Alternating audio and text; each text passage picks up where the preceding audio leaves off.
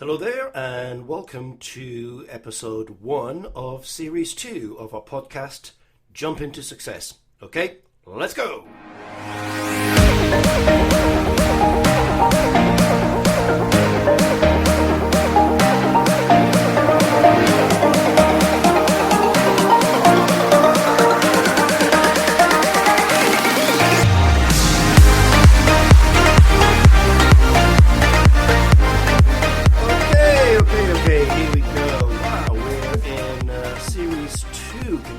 Series 2, Episode 1. So we've completed our pilot session, and many thanks again for all of the feedback that has been coming in. We really do appreciate it, and keep it coming actually, because it really does encourage us to think, what else should we be doing, or could we be doing, or what other ingredients can we add in? And on that topic, if you think, oh actually it'd be great if you guys could cover a specific personal or indeed professional development topic, let us know. Just get in touch via the website, and we're happy to look at all sorts of options. Because the idea of this podcast is to complement all of the other things we do here at UKCPD to encourage the notion of personal development, professional growth, all of those kind of things, and creating success for individuals, success for teams, for organizations. And actually, I know it sounds grandiose, but success generally, for our society, because there's a lot of problems out there, a lot of struggles and aggravation, and the more we invest in our personal development, the more likely it is we become rounded and grounded, better citizens, and able to make a positive impact on the world rather than a lot of the negativity that, we watch on the 10 o'clock news. So we've got to try to avoid that and focus on things that are good. And there are a lot of good things, there really are. It's just that the old squeaky wheel gets all the grease and the good stuff gets ignored. I was noticing a thing on the news the other night where there was all these cures and breakthroughs in medical science, cures for this, cures for that, and vaccines for this and vaccines for that. And I was thinking, that should have been the main headline, breakthrough, we've cured another cancer, or breakthrough, this great vaccine's going to help save all these kids from malaria. But no, the news is leading with some disaster and ghastliness, and it's awful. So we're not going to focus on that. We're going to focus on the good stuff. And with that in mind, we were thinking, what shall we cover? Because we're still, of course, in the holiday season of August, and most people are sort of relaxing or thinking about relaxing. So again, we've got no interviews or guests on this particular show. We're going to be saving all of those for when we get back into the swing of things in September. But we're thinking, what should we cover today? So actually, this is a suggestion from one of our listeners, and it is about developing a mindset for success. Now, mindset is a thing that's got a lot of traction in recent years. There's a book, Growth Mindset versus, Fixed Mindset, very famous book by Carol Dweck, if I've said her name correctly. And it is worth checking out if you haven't read that book. It really is good. It's around positive psychology, or applied positive psychology, I guess. But the point is, it's not that dense, and as I would say, the layperson is more than happy to be able to read that kind of book. It's very powerful. It's good stuff. But yeah, growth mindset. Although here at the college, and me in particular, I'm always inclined to talk about a success mindset, which in many ways is different to the notion of a growth mindset. They're linked, I think, in my mind anyway, they are. But, it is with a little bit more direction. And, you want to have a growth mindset generally, of course you do. But success is very specific. And, we say in NLP, success is a nominalization. You can't put it in a wheelbarrow, and it means different things to different people. So I guess what I would start off, probably a great place to start here on this particular show, is to ask you a question. What do you think success is? What does it mean to you? Now, it's one of those questions that, you're going to get all sorts of interesting and different answers depending on who you're asking, the group that you might be asking it to, or the context, or even the time of day or day of the week, because, it can change. But generally speaking, most people, if they're sort of pressed on it, will be able to come up with an answer of what success means to them. So it could be a work thing. You know, I know I'm successful when I achieve XYZ sales, or look after my customers, or we develop a new service or product, or we get through the week and nothing disastrous happens. Or it could be in our personal lives. I know I'm successful because my kids are doing well at school, or they're thinking about, taking on an apprenticeship or going to university. Or it could be I feel successful because, well, my relationships are good, with my partner, and everything's great. It could be success that I've grown some plants in the garden this year. It could be any different number of things. Success, I've just passed my driving test, or I've passed a course and got my certificate. It could be any number of different things. So what I'd like to do right now is just think about that question. And maybe if you've got a pen and paper to hand, just kind of think, okay, what does success mean to me? And as we're coming up to, the end of August, I'm recording this on the 20th. And if I sound a little bit hoarse, it's because it was my birthday at the weekend, and we had lots of singing and dancing around and all of that kind of stuff. So still getting over all of that, but it was quite a big birthday, so I allowed myself that extra glass of wine, as it were. So anyway, it would be worth writing it down. What does success mean to me? Now, and here's the thing, when I do this with my coaching clients, sometimes there's more than one answer. Well, when I think about my work or my professional career, this is what success means. But when I think about my personal life, home or whatever, it's this. So it could be two things. It could be. But what does success mean to you? So I'd encourage you to write something down. Now, whilst you're thinking about what that is, this notion of developing a mindset for success, or a success mindset is how we often phrase it. There are certain, I suppose, habits or activities that enable that or encourage that mindset to develop. And I'm going to just kind of go over some of those things on today's podcast, because I think they're kind of things that most people can A, wrap their head around, so it's not overly complicated, and B, practically do. They can do these things. And the very, very first thing, and you, I guess, won't be surprised to hear what this is, it is to define a clear set of goals for your future, or goal if goals seems overambitious. Now, setting a clear, actionable goal, it's the cornerstone of developing a mindset for success. And why do I say that? Because the first thing, having a real clear destination, a goal, is that it gives you focus. I'm focusing on achieving a specific thing, a specific set of success criteria. And that, in and of itself, is the first step to developing this mindset for success. Because I'm doing something about it. I'm moving in a direction that I've already said, these criteria, if I achieve this goal with this set of measurements, that's success to me, because I've set the goal. And so it begins to change our mindset. We think, oh, look, I can do this.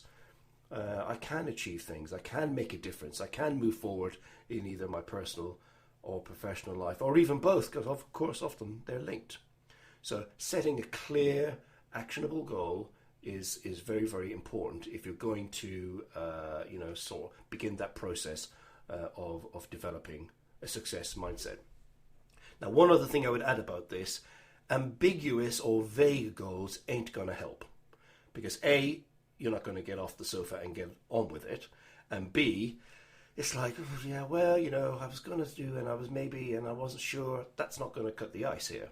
So, very specific, or we would say in NLP, a well-formed outcome. I'm clear about what I will see, hear, and feel when I've made a start. I'm super clear about what I'll see, hear, and feel when I get to the end and I achieve the particular success. And that sensory specific evidence is super important to understanding, because they're the criteria that need to be fulfilled. I'll need to see this, I'll feel this, I want to hear that. They're the criteria you're trying to fulfill when it comes to setting well-formed outcomes, a successful goal. So very, very important. Now, the next thing is to embrace this notion of the growth mindset, which I've mentioned. So rather than this thing of I can't do this, or it's not possible, I've never been able to, it really is the opposite of that. I'm going to have a go, and if it doesn't work out, that's okay. being comfortable with feedback. You know, we say in NLP there's no failure, only feedback, and that's very, very important because that's a fundamental belief that you can change for yourself that will change how you feel in your journey through life. So, you know, Carol Dweck, I've mentioned her book, is very, very important. She talks about this a lot. But the fixed thing, I can't, it's not possible, I'm not even going to try. That's not going to help. What we really need to do is, I don't know, maybe we haven't got all of the answers here, maybe I'm not sure, it's not got worked out in the past, I've never done this sort of thing before, or if it's team, we've never done this before, but we're going to give it our best shot, we're aiming for the moon, and, you know, in that process we'll learn something. And if things don't work out, being okay with the feedback. You know, we're going to say failure, fine, well, we don't like that word, so we're okay with whatever feedback we get back. And we look at that feedback and we go, great, this is interesting, what can we learn from this? And we still want this particular goal and this particular outcome. What will we do differently when we get up, dust ourselves off, and have another go? And we have another go. So no failure, only feedback. So instill that sort of belief into yourself that that's okay. And here's the old saying, what is it? That's right. You know, feedback is the breakfast of champions. No feedback, no growth. You know, failure teaches you more about life and your profession than any success does. Success feels great, sure, but you learn nothing from it. Failure is the great teacher. So embrace this growth mindset. There's no failure, only feedback, and move forward with that. Now, I just want to go back to the question I asked you before when we started.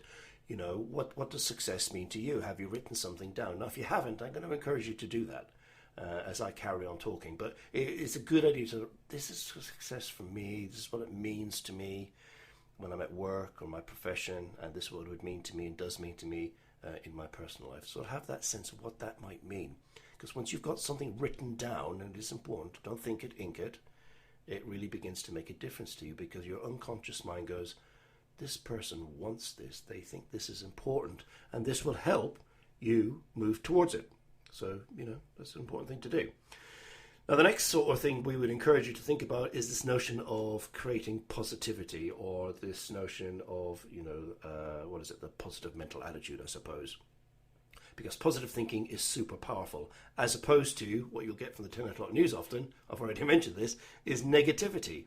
So creating a positive mindset really helps create this success mindset. And you can see why these things would be linked. So cultivating this notion of I'm grateful for what I've got and for the opportunities to grow and continue to do more things, that's the starting point. And it's more than, you know, is this glass half empty or half full? That's part of it. But, okay, let's say it is half empty or, you know, a quarter or whatever. Okay, what can we do to change that?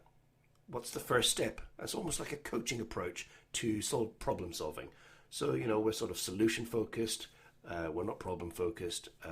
We engage in positive self talk, as it were. We don't surround ourselves by negativity. You know, soap operas and ghastly things like that just drag us down. We want positive things. We engage in reading, you know, personal development books or audio tapes or podcasts like this or whatever, rather than, you know, the negativity. You know the old saying, you are what you eat? Well, in personal development, we say you are what you think. And you want to avoid your stinking thinking. So cultivate this positivity within yourself. And remember, nobody likes to hang around and spend time with miserable people.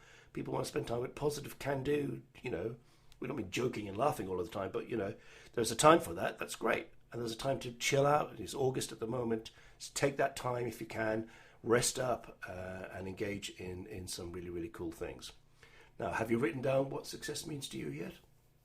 If you haven't, I'm going to again encourage you to do it.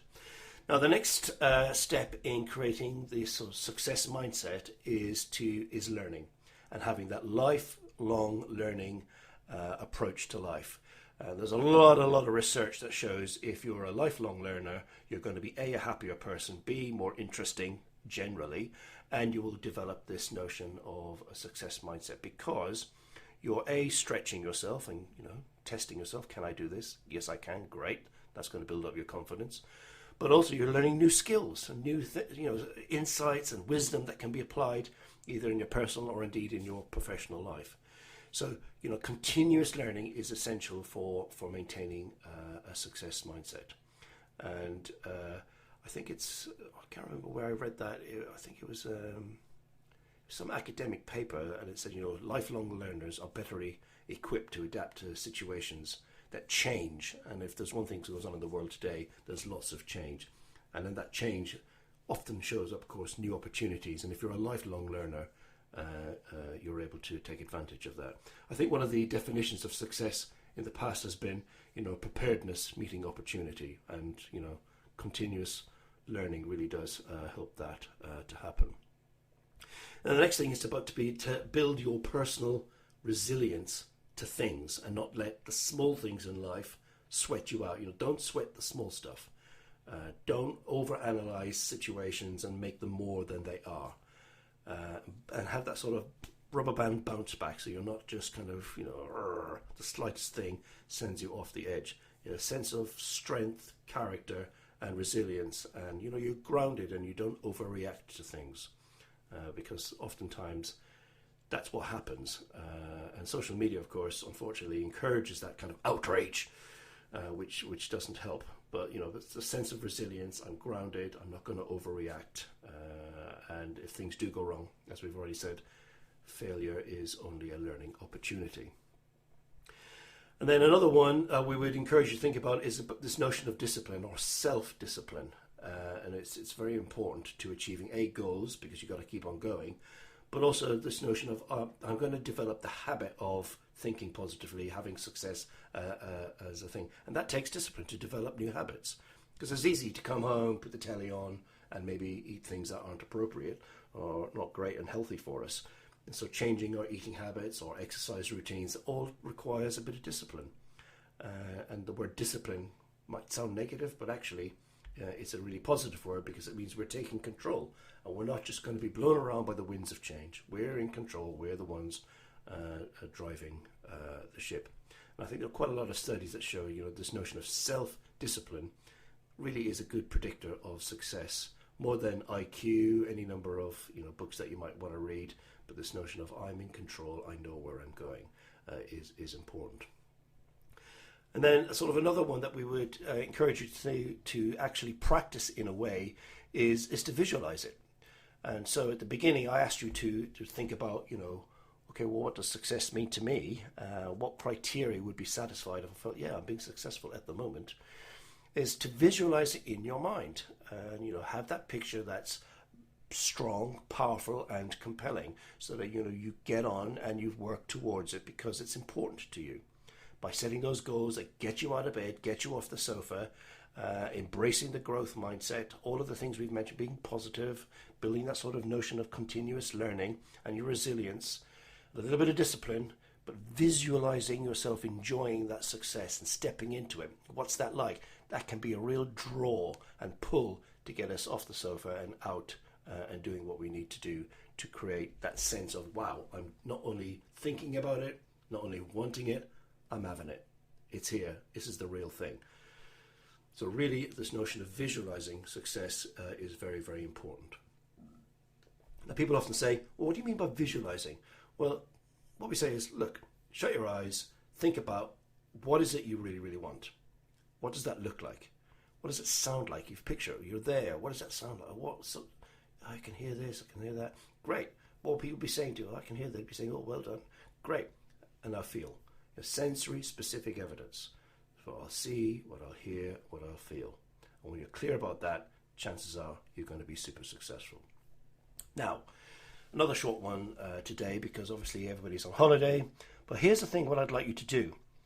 Make sure you write down what success means to you and what the first step would be and so on. But also, here's something maybe a little bit different for you to think about at the end of this recording.